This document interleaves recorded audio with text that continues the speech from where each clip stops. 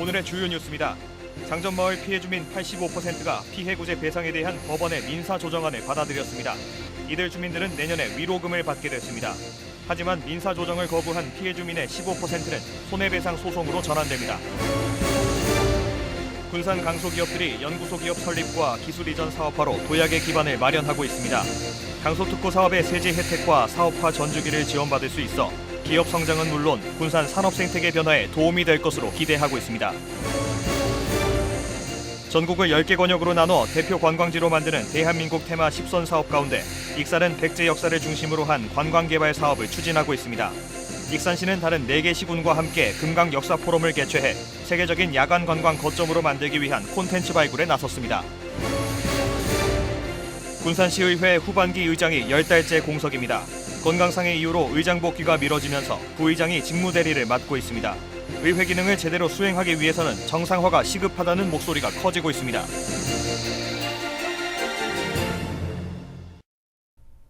여러분 안녕하십니까? 9월 30일 목요일 KCN 종합뉴스입니다. 장전마을 피해 주민의 85%가 법원의 민사조정을 통해 익산시와 전라북도가 제시한 합의안을 받아들였습니다.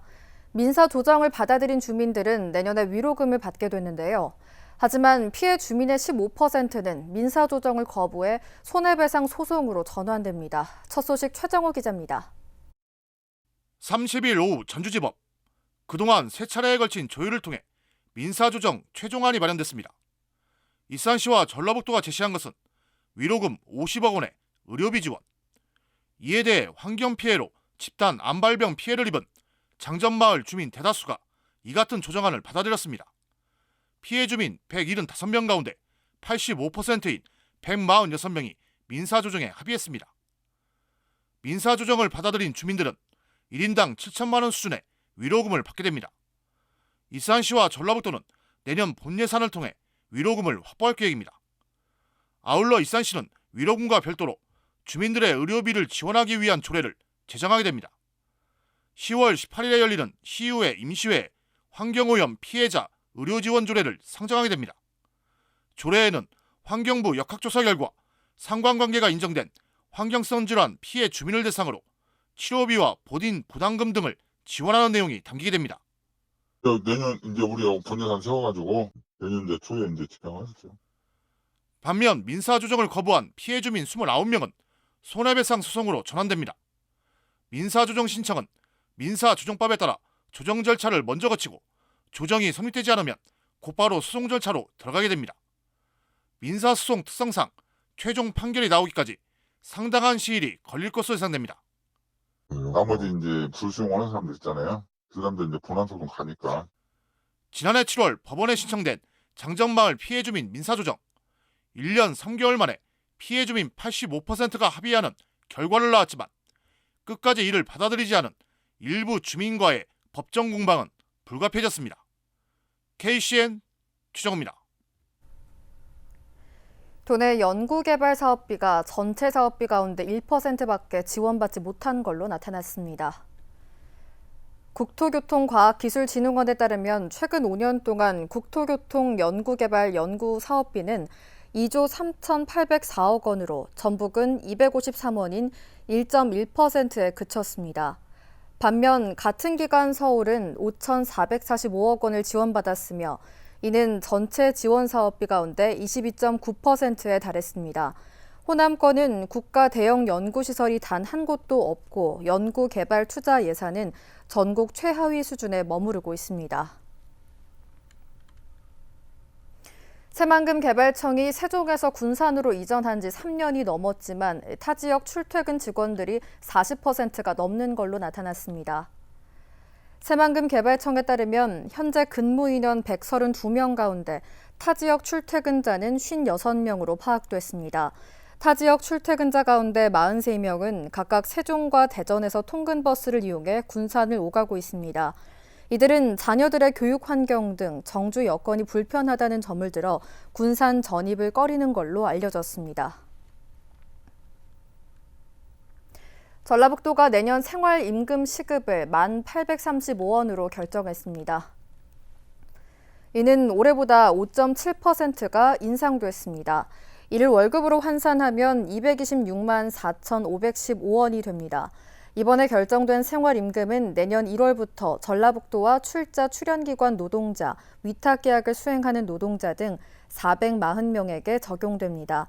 생활임금이란 노동자가 최소한의 인간적, 문화적 생활을 영위할 수 있도록 지급되는 임금을 말합니다.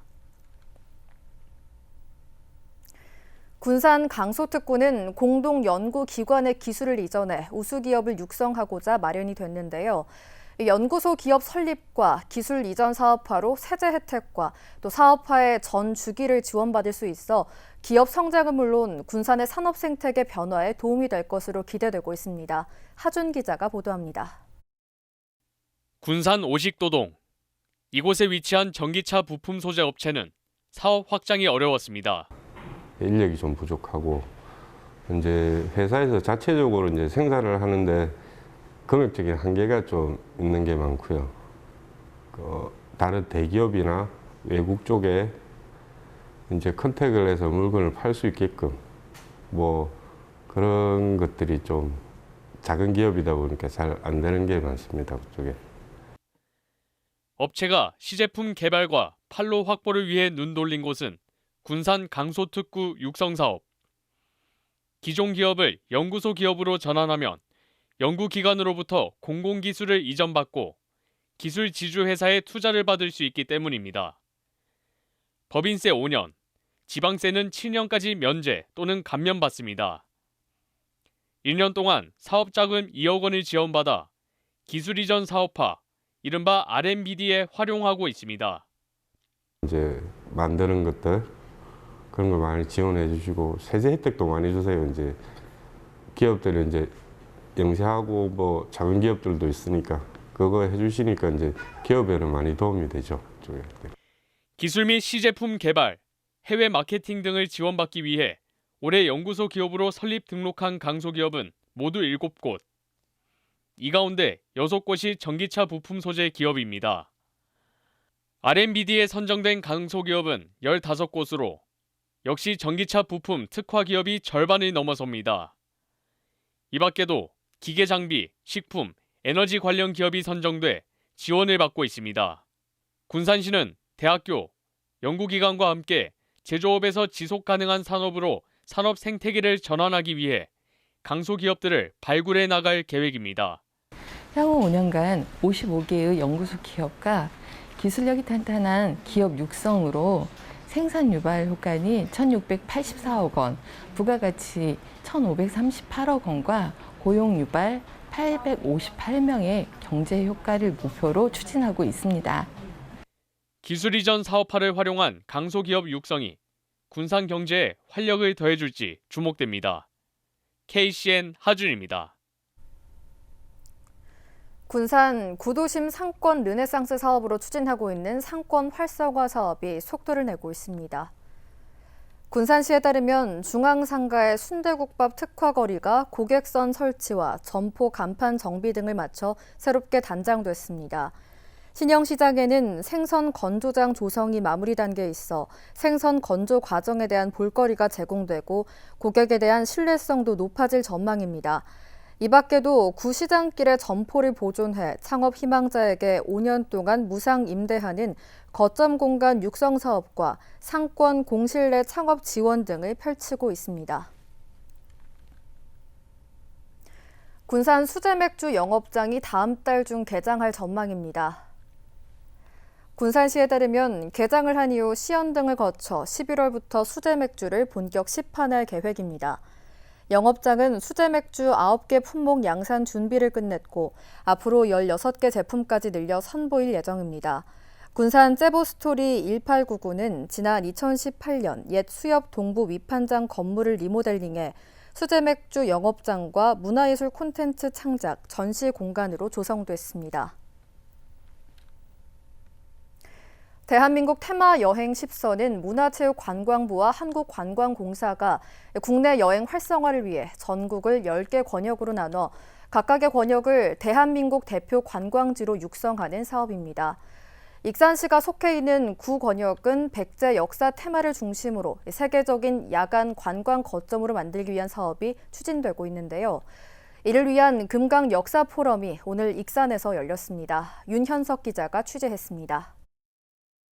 대한민국 테마여행 10선 사업의 하나인 금강역사 관광포럼.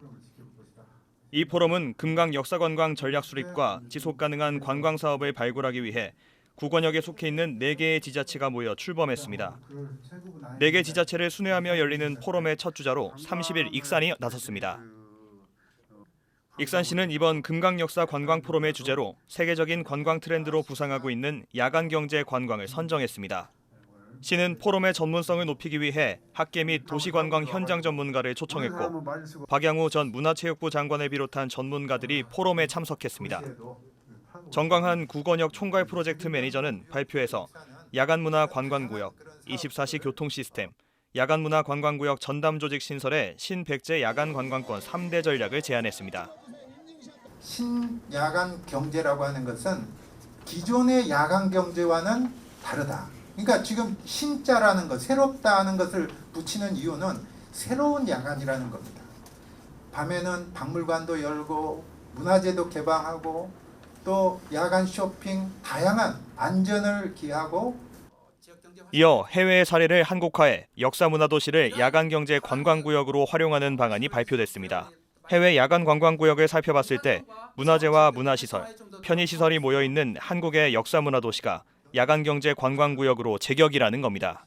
한국화 전략을 통해서 어떻게 우리가 이러한 전략을 할 것인가에 대한 고민을 더 많이 해야 될 필요가 있는 것 같습니다.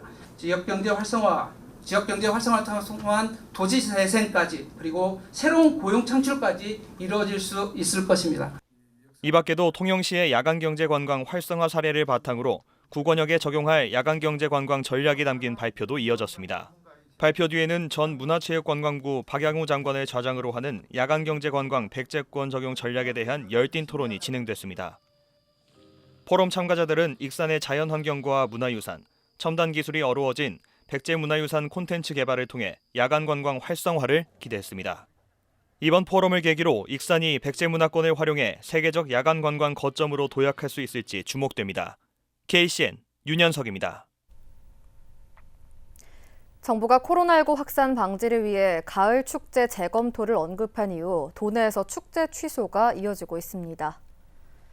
완주군은 올해 계획된 와일드 로컬푸드 축제를 취소하기로 결정했습니다. 또 정읍시는 구절초 꽃축제를 열지 않기로 했습니다. 한편 김부겸 국무총리는 지난 28일 열린 중앙재난안전대책본부 회의에서 코로나19 확산을 막기 위해 지자체 축제와 행사 개최를 재검토해달라고 당부했습니다. 도내 환경단체를 비롯해 전국 3개 단체로 구성된 신공항 반대 전국 공동행동이 제6차 공항 종합개발계획 폐기를 촉구하고 나섰습니다. 새만금 신공항 백지화 공동행동 등 전국 3개 단체는 어제 정부 세종청사 국토교통부 앞에서 기자회견을 열고 이같이 촉구했습니다. 이들 단체는 새만금 신공항과 가덕도 신공항, 제주 2공항 등 정부가 추진하려는 15개 공항 건설 계획이 기후위기를 외면하고 토건 자본의 배만 불리는 일이라며 규탄했습니다. 또 새만금 신공항이 들어서는 수라갯벌은 군산의 마지막 남은 갯벌이라며 생태 보존보다 경제 논리에 사라질 위기에 놓였다고 지적했습니다. 도내 수출이 올 들어 회복세를 이어가고 있습니다. 무역협회 전북본부에 따르면 지난달 도내 수출은 6억 3천만 달러를 기록했습니다. 이는 지난해 같은 달과 비교해 50.2%가 늘었습니다. 도내 수출은 동제품과 합성수지, 정밀화학 원료 등이 주도한 걸로 나타났습니다. 군산시의회 후반기 의장이 10달째 공석입니다. 건강상 이유로 의장 복귀가 미뤄지면서 부의장이 직무대리를 맡고 있는데요. 의회 기능을 제대로 수행하기 위해서는 정상화가 시급하다는 목소리가 커지고 있습니다. 보도에 모형숙 기자입니다. 지난해 6월 말 군산시의회 후반기 의장으로 선출된 정규수 의원. 활동을 시작한 지 5달 만에 건강 이유로 곧 복귀하겠다고 미루던 것이 10달째입니다. 그동안 빈자리를 채우는 김영일 부의장의 직무대리가 오히려 자연스러울 정도입니다. 문제는 오랜 기간 리더십이 발휘되지 못하다 보니 의회 분위기가 극도로 침체됐다는 점입니다. 고용위기 지역인데다 코로나19까지 겹치고 새만금 관할권 문제와 상권 이축으로 지역의 목소리를 높여야 할 때 장기 공석이 되면서 의회의 위상이 축소되고 있기 때문입니다. 군산에서는 그렇게 이제 의회가 문장도 공석이고 의회 같은 경우도 그 동일 당에서 계속 많은 다수를 차지하고 있다 보니까 뭔가 정관예우식으로 해서 좀 그런 행동 액션이 좀 없는 것 같아요. 역동적이지 않게. 그래서 저희 자영업자 같은 경우는 그런 비용들이 조금 재난지원금이 좀 더 지원돼서 아무래도 뭐 행정적으로 좀 제약만 두지 않고 좀 소비를 할 수 있게끔 좀 도움을 줬으면 좋겠는데 의회 의장께서 지금 공석이고 하다 보니까 의회 활동 내역을 많이 지금 느낄 수가 없다? 그런 정도 아쉬움이 좀 있죠. 대외적인 업무를 위해 상임위에 소속되지 않은 의장과 달리 부의장은 상임위 역할을 수행해야 하는데도 활동은 대부분 중단된 상황. 내년도 예산 심의를 앞두고 집행부 감시와 견제 역할이 소홀하다는 지적도 나옵니다. 계속 비워두고 직무대행을 한다는 건 책임감이 없다고 생각해요. 왜냐하면 의장이 할 역할이 큰데 직무대행으로 기본 업무는 할 수 있겠지만 실제로 의회를 대표하고 의회가 결정해야 되는 것들을 책임 있게 하지 못할 수밖에 없기 때문이에요. 후반기 의장 선거에서 정의원을 추대한 민주당 의원들은 당사자가 사퇴 의사를 밝히지 않아 재선거를 할 수 없다고 선을 긋고 있습니다. 하지만 후반기 의정 활동 가운데 절반가량을 공석으로 방치한 의원들의 책임을 묻는 목소리가 커지고 있습니다. 군산시 의회는 민주당이 다수당이고 민주당 의원님들이 이 문제에 있어서 나몰라라 하거나 아니면 모른 척하거나 아니면 제 식구 감싸기처럼 놓아버리기 때문에 그 다른 의원들까지도 이 불만이 있지만 말을 못하고 있는 상황이잖아요. 그래서 이 부분에 있어서는 의원 공동 책임이 저는 분명히 있다고 생각합니다. 이대로라면 내년 지방선거까지 8개월을 직무대리로 이어질 가능성이 높습니다.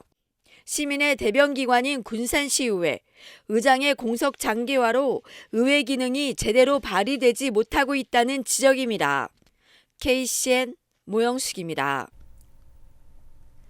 도내 코로나19 신규 확진자가 어제부터 오늘 오전 7시까지 35명이 추가로 발생했습니다.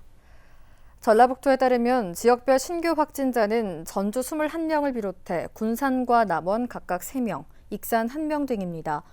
신규 확진자들은 도내 확진자와 인천과 고양, 광주 확진자로부터 감염됐습니다. 도내 누적 확진자는 4,515명으로 늘었고 감염 대생산 지수는 어제 기준 1.02를 기록했습니다. 국내 코로나19 신규 확진자 발생이 또다시 유일 최다 기록을 경신했습니다. 중앙방역대책본부에 따르면 오늘 오전 0시 기준 국내 코로나19 신규 확진자는 2,564명이 발생했습니다. 수요일 기준 최다 확진자 숫자이며 일주일째 이어진 요일 최다 기록입니다. 신규 확진자의 감염 경로는 국내 발생이 2,539명, 해외 유입 25명입니다. 사망자는 7명이 늘어 2,481명을 기록했습니다. 군산 상업고등학교 총동문회가 인문계고 전환을 촉구하고 나섰습니다. 총동문회는 학생 수가 줄고 또 과밀학급 해소를 위해 전환이 시급하다고 주장했는데요. 도교육청은 특성화고 지정 및 운영위원회 심사와 또 5년 단위로 실시하는 운영성 성과평가도 기다려야 한다고 설명했습니다. 이영택 기자가 보도합니다. 역전의 명수 군산 상업고등학교.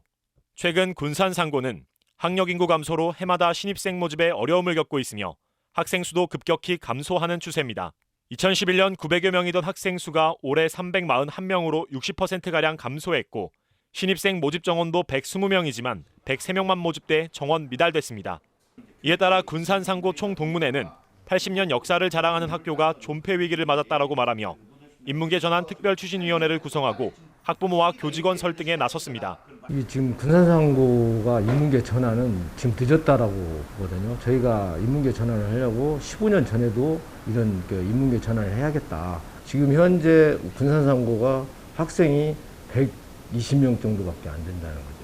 그래서 그것도 120명 정도 되는데 거기에서 야구부를 제역은 나머지 한 80여 명밖에 안 된다는 거죠. 또 총동문회는 군산 상고를 인문계로 전환하는 일이 군산 지역의 인문계 과밀학급을 해소하는 데 가장 적절한 방안이 될 수 있다고 주장했습니다. 총 동문회는 최근 전북도교육청의 군산 지역 과밀학급 해소를 위한 군산여고 2학급 증설 계획에 반대하고 군산 상고 인문계 전환 추진을 주장했습니다. 지금 도교육청에서 일반고를 2개 클래스를 지금 늘린다고 하잖아요. 근데 남녀 비율이 좀 우리 군산이 여학생이 많아가지고 그 군여고에다가 2개 클래스를 늘린다라고 하는데 한 반만 줄어드는 것이지 전교 학생으로서는 늘어난다는 거죠. 그러면 결국에 그것 또한 과밀학급이 되는 거죠. 군산 상고의 인문계 전환을 위해서는 해결 과제가 만만치 않습니다. 일단 저희가 운영하는 위원회가 있거든요. 특성하고 지정 또는 취소에 대해서 심의하는 저희 위원회가 있어요. 우선 거기에서 심의가 되겠죠. 그 특성하고 그 운영 성과평가가 있거든요. 5년 단위로 성과평가를 해요. 특성하고. 그래서 이제 그 부분에서 매운유역 나왔을 때는 이제 지정이 취소되는 걸로 저희는 법은 그렇게 보고 있고. 지난 2006년 한 차례 무산됐던 군산 상고의 인문계고 전환. 학력 인구 감소로 다시 한번 인문계 전환 여론이 나오고 있지만 현실화 여부는 지켜봐야겠습니다. KCN 이영택입니다. 도내 사립학교가 중등교사 17명을 채용합니다. 도교육청에 따르면 5개 법인의 9개 중고등학교로부터 채용 위탁을 받아 교사 17명을 선발할 계획입니다. 도교육청은 1차 시험을 공립중등교사 임용시험과 함께 치르기로 하고 다음 달 25일부터 닷새 동안 응시 원서를 받기로 했습니다. 전북 지역 버스 노사의 임금 단체 협상이 마무리를 짓지 못했습니다. 오늘 새벽 노사는 임금 단체 협상에서 양측의 의견차를 좁히지 못한 걸로 알려졌습니다. 다만 노사 간 대표가 오늘 한 차례 더 만나 의견을 조율하기로 했으며 이에 따라 노조 측이 예고했던 오늘 오전 4시부터의 파업은 내일 오전 4시로 미루기로 했습니다. 군산에서 실종됐던 70대 노인이 무사히 구조됐습니다. 군산 소방서에 따르면 70대 A씨는 어제 오전 5시 30분에 집을 나간 후 오후 1시가 되도록 귀가하지 않아 가족으로부터 실종 신고가 접수됐습니다. 이에 따라 경찰과 함께 수색 인력 17명이 투입했고 어제 오후 3시쯤 은파 호수공원 일대에서 A씨가 발견돼 가족에게 인계됐습니다. 외국인 종업원을 고용해 모텔에서 성매매를 알선한 일당이 경찰에 붙잡혔습니다. 군산경찰서는 어제 소룡동의 한 모텔에서 성매매 알선 등의 혐의로 알선자 A씨와 B씨, 알선 방조 혐의로 외국 국적 C씨를 입건했습니다. 이들은 외국인 여성을 고용해 출장 마사지 형식으로 다수의 남자 손님에게 성매매를 알선한 혐의를 받고 있습니다. 알선자들은 외국인 여성에게 건당 돈을 주는 방식으로 운영해 온 걸로 드러났습니다. 계속해서 전북권 뉴스입니다. 차량 통행이 금지된 전주 한옥마을에서 공유 운송차가 운행됩니다. 전주시는 10월 2일부터 매주 주말과 공휴일에 걸쳐 공유 운송차를 운행하기로 했습니다. 공유 운송차는 차 없는 거리로 지정된 한옥마을 일대를 운행하면서 교통 약자와 거주민, 관광객들의 이동 불편을 덜어주게 됩니다. 소형 친환경 전기차 2대가 투입되며 오전 10시부터 오후 6시까지 운행하게 됩니다. 도내 정치권이 무주군에 국제 태권도 사관학교를 설립해야 한다고 촉구했습니다. 전북 시군의회 의장협의회는 30일 원래 회의를 열고 이 같은 건의안을 채택했습니다. 국제 태권도 사관학교는 전 세계에서 입학생을 모집해 전문적 교육을 진행하는 기관입니다. 앞서 무주군은 군민 서명을 받아 정부 부처에 전달했으나 현재까지 이렇다 할 진전은 없습니다. 도내 특성화고와 마이스터고 설명회가 10월에 잇따라 열립니다.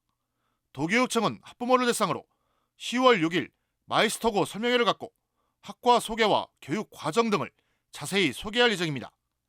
도내 마이스터고는 군산 기계공고와 전북 기계공고, 한국 경마축산고, 김제 농산명 마이스터고 등 4곳입니다. 이어 10월 13일에는 특성화고 설명회가 진행됩니다. 특성화고 특징과 졸업 후 진로 등에 대한 학부모들의 궁금증을 풀어줄 예정입니다. 지금까지 전북권 뉴스 최정우입니다. 제20기 민주평통 익산시 협의회가 출범했습니다.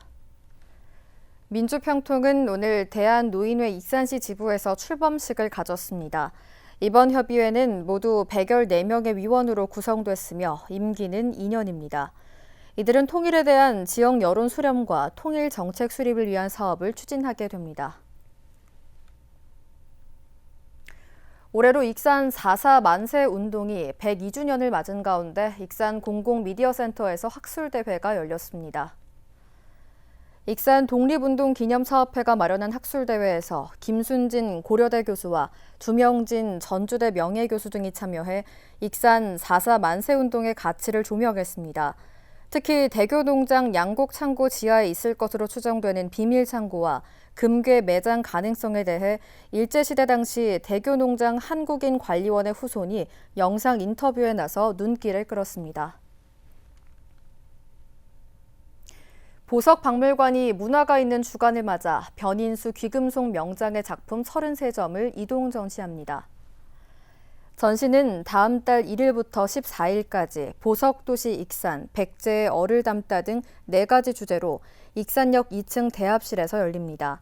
한편 변인수 명장은 지난 2016년 익산시 귀금속 보석 명장으로 선정됐으며 작품 활동과 후배 양성에 힘쓰고 있습니다. 철새 도래 시기가 다가옴에 따라 10월부터 조류 인플루엔자와 구제역 방역 상황실이 가동됩니다. 전라북도에 따르면 내년 2월까지 도내 14개 시군과 축산위생연구소 등 24곳에서 방역 상황실이 운영됩니다. 또 철새 도래지 인근 농가는 오는 11월부터 내년 2월까지 가금류 사육이 제한됩니다. 구제역 예방을 위해서는 소와 염소에 대한 백신 접종이 이뤄집니다.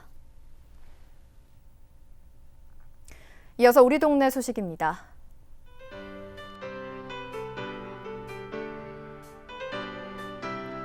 군산 근대역사박물관이 11월 30일까지 박물관 3층 기획 전시실에서 군산의 오토바이 체금석 기획전을 개최합니다.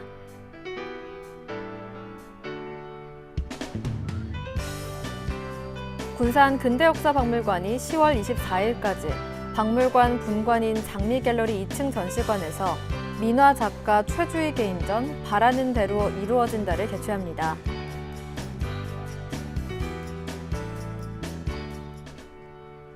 익산 성당면 지역협의체가 취약계층 7가구를 대상으로 가스레인지와 쌀 등으로 구성된 20만 원 상당의 물품을 구입해 전달했습니다.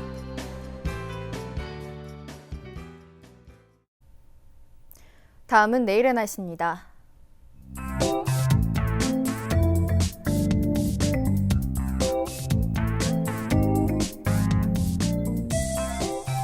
내일 우리 지역은 고기압의 영향으로 대체로 맑은 날씨를 보이겠습니다.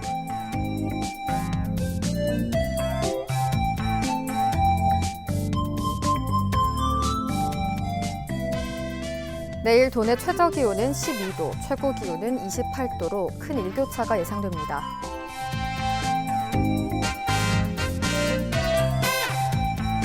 군산의 아침 기온은 17도에서 출발해 낮에는 24도까지 오르겠습니다.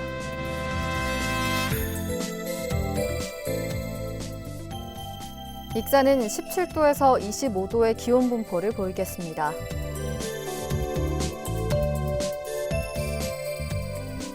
바다의 물결은 서해남부 모든 바다에서 0.5m에서 1.5m를 일겠습니다. 날씨였습니다.